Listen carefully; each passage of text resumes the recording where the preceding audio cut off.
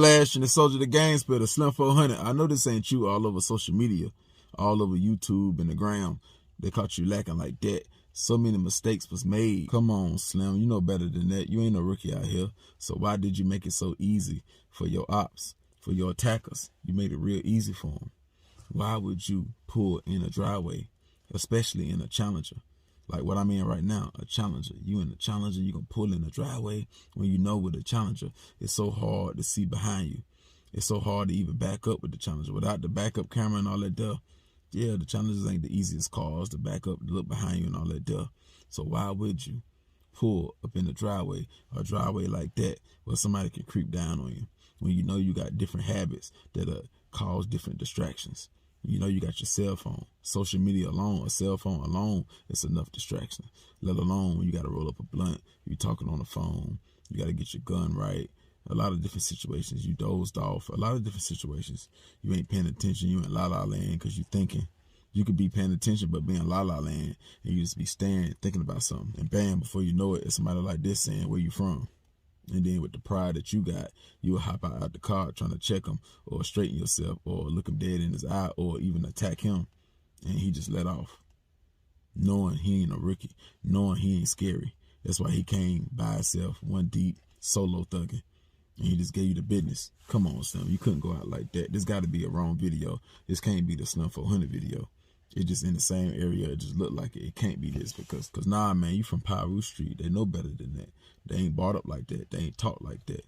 That's what a rookie will do. Come on, man. You pulled in the driveway and you ain't even had one of these on, a level 4 vest. They can take them 9 shells, them 40 shells, them 4.5 shells, any type of caliber he got. They can take them. He can eat them up. You supposed to have, you're going to do it like that, and you're going to be in op territory. They saying you could be in op territory. It could have been your grandma's house or a female house, but a lot of people saying you weren't supposed to be over there. And sometimes, you know, when we in gangs, different sets, our grandparents, our girlfriends, you know what I'm saying, our little city girls can be in the ops neighborhood. Our aunts, our uncles can be in the op neighborhood, and we still might want to go see them late night, demon hour time. You knew better. You know how the city is. Let me find out you ain't respect your city. Let me find out you ain't respect your ops. Or let me find out you ain't respect the purge time, the war time. You got to respect all that stuff, even if you ain't got nothing to do with the situation. Even though people saying it could have been a personal thing, a personal issue. You know, they ain't saying it was no war or no gang type of beef. It was just like a personal issue. Yeah, but it let off, but it got some straightening. You could tell, if this your video right here, you could tell he wasn't a rookie. Yeah, because he did everything right in this situation. As soon as you got out the car, he let off, you know, and while you was going towards him, he was backing up and letting off at the same time, kept backing up. He didn't trip over himself. He didn't trip over his other shoe, no shoestring or no rock or nothing. He was backing off, keeping that distance. He didn't get up all the way on you, so he kept that little space. So even if you try to reach for him and grab him, that space between y'all, that gap, he can keep letting off. You know, he could push your arm down or push your body weight down with his left arm or his right arm and keep letting off. He got enough rounds. With all them shots letting off, it had to been a magazine with over 15 rounds, at least 15 rounds. And it didn't jam, it didn't do nothing. So everything went perfect in this way. And sometimes with Satan, he'll get that type of power to his children, to his demon child, where he don't make no mistakes. Everything go as planned. Everything go right. The gun don't jam. He don't miss. He may miss 1 or 2 times, but nah, he hit you 4 or 5 times, 10 times, whatever, even more than that. Yeah, everything go perfect. He get away, he get off the scene before the police come. He even may get away with the crime because Satan want that to happen. And later on in life, a situation can happen to him, whether it be jail or death, because he'll still be disobedient to his master, killing other demons, not praising Satan right like he's supposed to. So it's only a matter of time for him, whether, you know, he feel it through other family members, his best friend, his mama, or him being incarcerated, or even him being killed. You know what I'm saying? You know, a demon live in dog years. You see what I'm saying? But that's another conversation. But I'm saying you pulling in a neighborhood where you know it's war, you know it's beef, you know it's turnt, you know it's lit right now, you know it's purging right now. It's purging season. It's the age of Aquarius. It's the age of evil right now. So you know everybody turnt. You know everybody killers right now. Everybody celebrities and everybody killers. Yeah, so you know what the move is. So it ain't like this war just started. It been going on for months. It been going on for months. And you will still make a move like that. Like, if you're going to do that, you got to be dressed like this, level 4 up. You got to have one of these. You're supposed to be sitting in the car with the seat laid back with one of these. So you could have took all them shots. Yeah, but you pulled in, it's still like you in a death trap because you got to reverse. And you had the car off. So you at least supposed to have the car on. That's why Corvettes and newer cars more better because in different situations because they got the backup camera where you can have it on the whole time. You don't got to have it in reverse. So yeah, in a situation like this, the only way you can see from behind you. So it'll be hard to see in your rearview mirror or your side mirror. So you got to keep the car on with that loud exhaust. You probably got the mid mufflers deleted. So the exhaust so loud. And you already know with California, they got them laws where they banning the exhaust, extra loud exhaust. So you can't have the car on all night and it's late night. It's probably after 12. It's probably 1 or 2 in the morning. So you can't just sit there with the car on and your foot on the brake with the car in reverse and your foot on the brake the whole time just for you to see what's in behind you on the camera, on the touchscreen thing. Just for you to see that, you got to have the car in reverse and your foot on the brake the whole time or weight down there holding it down the whole time. But the car, the loud exhaust still be on. So that's going to give you away. So that's why you got to be facing forward so you can shoot through the glass. Or if you see somebody walking up, you can just cut the car on if the car already on. See, it's a must that you have the car on. So that's why Challenger, Scat Packs, and RT and Hellcats, they're not really good when you in op neighborhoods. Yeah, they're not good because they're so loud. You see what I'm saying? So you'll need something that's quiet that can still move fast. You got other cars. That's why you got to have different type of whips. That's when the electric car is going to play a part, a big part. That's why eventually everybody should get one of them. Or a car that don't make a lot of noise where you can keep it on and it don't affect the neighbors sleeping and kids got school in the morning. That's why the neighbors will call the police on you with that loud car because they won't mind for a couple of minutes. You pulling up and you cutting it off or you leaving out and all that stuff. But you having it on for 20 minutes, 30 minutes, an hour. You got kids that live next door. They got to be in school in the morning because school's still going on. Yeah, they might call 911 on you because it's so late in the nighttime. So yeah, you don't want to do that there. You might have a dirty gun on you. You might have some drugs on you. You don't want to go to jail in this time right now. I mean, you ain't scared of nothing, but I'm just saying you don't want to go down and spend all that buying money and all that there just because you made a mistake like that. So that's why you can't have that type of car when you're in neighborhoods and it's wartime because you can't be loud. The car already big and wide, so nah, you gotta have something on the low. So you might have to get a little Toyota. You might have to have something that's slower, but it's quiet. And people don't know that you're in that car. You know what I'm saying? And you only bring that car out at nighttime. You can go get you a little $10,000 Toyota or a $10,000 Honda or something like that and just tune it up a little bit if possible so it can go faster without the loud exhaust and all that there. You got to have different cars for different situations if you're going to play it like how you playing it. Being in op neighborhoods or being in a neighborhood where it's war. Because when them boys come through there, they spraying everything. They G-checking everything. And yeah, that's what happened in your case. You thought that you just slid through the neighborhood and you just crept in there when nobody paying attention. And yeah, you heard him cut the car off. You pulled in. You thought you was in the cut because you pulled all the way in the driveway. But nah, buddy seen you. Buddy seen you. And he was on you. And it just took him a little while to get over there. But he slowly walked over there, walked up on you. He didn't run up on you. He walked slowly. And yeah, he handled business. Nah, Slim 400 popped up. He dead. He gone. Because the little simple mistakes that you made, you at least would have had a better chance if you backed in because you would have seen it coming. Even if you was rolling the blunt, unless you were just sleeping there, you would have seen it coming. You would have seen somebody walking up to you late night. That's why another thing, important thing to have is dogs. They can alert you and all that stuff. But it's kind of hard, even if you was prepared for everything, but you pulled in, like, but it still got the ups because you let him walk all the way up on you. You ain't see him coming. You ain't see him coming.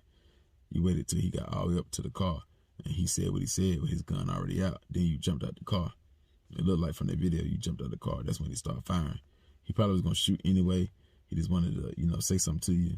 But yeah, and he just let off, and that's what happened. You probably was just trying to go out with a fight because that's the type of soldier that you are. That's the type of blood member that you are. You always going to go out with a fight. You ain't going to never just lay down. So, I can't say that was the wrong thing to do. You just wanted everybody to see, even though you didn't know you was going to be on camera. But, you just had to put up a fight because Slim 400 don't lay down. You gonna have to gun him down. He gonna try. If it's an opportunity for him to try, he gonna try to reach for the gun. He gonna try to fight. He ain't gonna just be no easy kill where he just lay down or he'll just die in the car because he's so shocked that you got a gun. So somebody that's coming at Slim 400, you got to be willing to pull that trigger. You can't just try to scam with the gun. You got to pull that trigger because if not, he gonna snatch it from you or he gonna try to fight you or, yeah, take it from you. and then reverse the situation.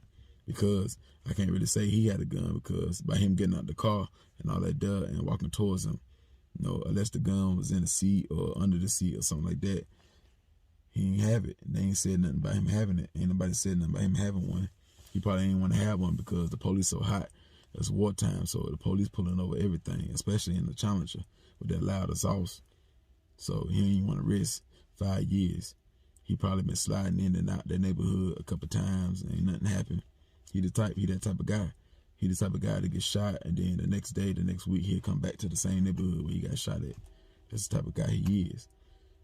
That's that Bompton in him. That's that Bompton in them. That's how he is. That's how they are. A lot of them like that. A lot of them think like that. A lot of them move like that. So they gonna live and die on Bompton Street or LA, whatever. And they gonna carry it like that. I just don't understand how Bulletproof Vest wasn't Slim 400 best friend after being hit up all in his chest, all in his stomach, all in his face. So that's why he's supposed to have the bulletproof face mask. He got hit in the face last time. He got hit up all in the stomach. That'll cover all that there. These are the type of shots that you can't take, that you don't supposed to take, so you can breathe better. All this up in here is what help you breathe good.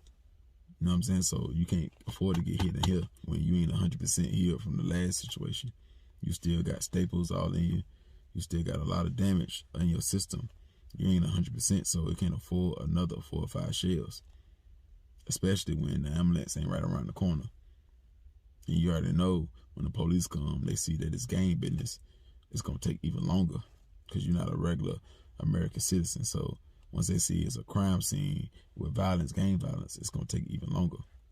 You know what I'm saying? So yeah, you're going to bleed out. You're going to bleed out every time. You're going to pass away like that every time.